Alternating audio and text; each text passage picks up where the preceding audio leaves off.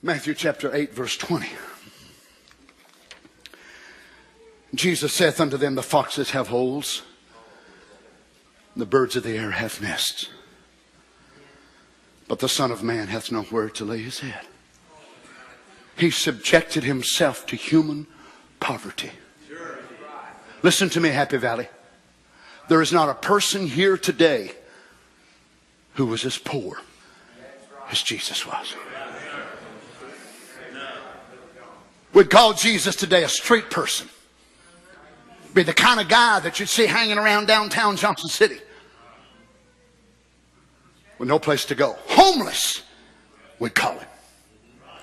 Now most of you, do you have a great respect for homeless people? Do you go past them and they stink? They're not shaven, they're not clean.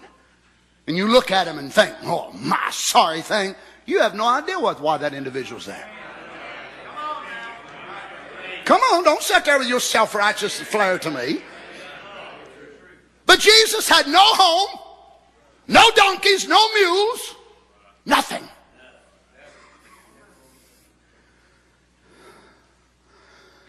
Second Corinthians chapter 8, verse 9, for we know the grace of our Lord Jesus Christ. This is the sad part. That though he was rich, yet for your sakes he became poor.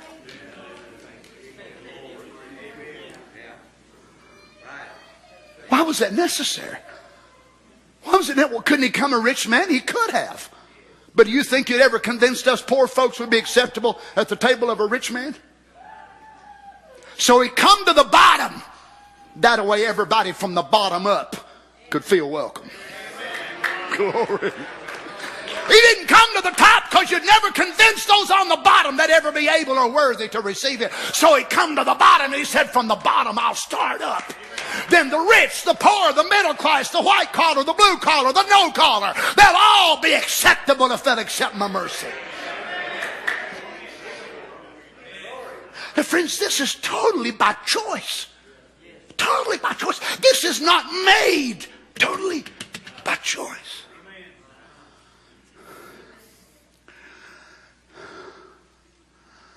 Though he was rich, yet for your sakes he became poor. Look at this word. I can hardly read it. To be a beggar.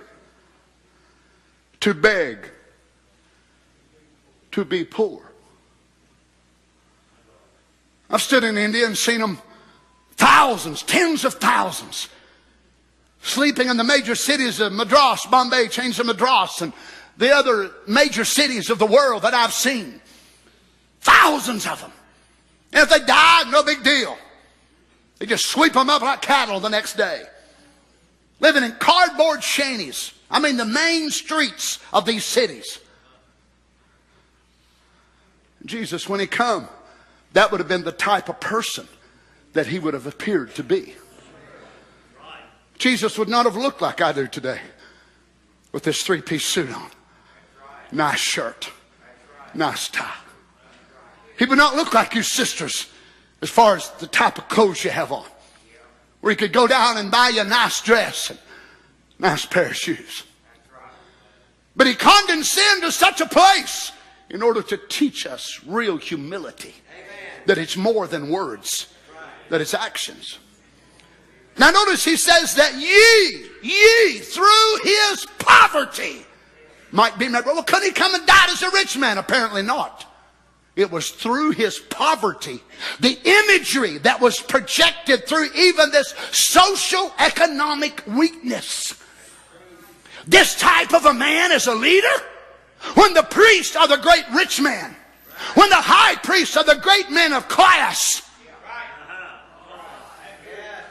And Jesus, as far as they was concerned, was a bastard anyway. He was from Nazareth. Bad name. His mother was a young girl, courted by this older man. Their history actually told them that a Roman soldier predated her. And Joseph just hid it. God let him be born with this black name on him. and then be born poor. You wouldn't want to go see his place where he was born, because there's a bunch of ox standing there and a bunch of donkeys. They didn't have his little christening gown because they never had one. But she was so poor she couldn't even buy no blue for him or no blanket.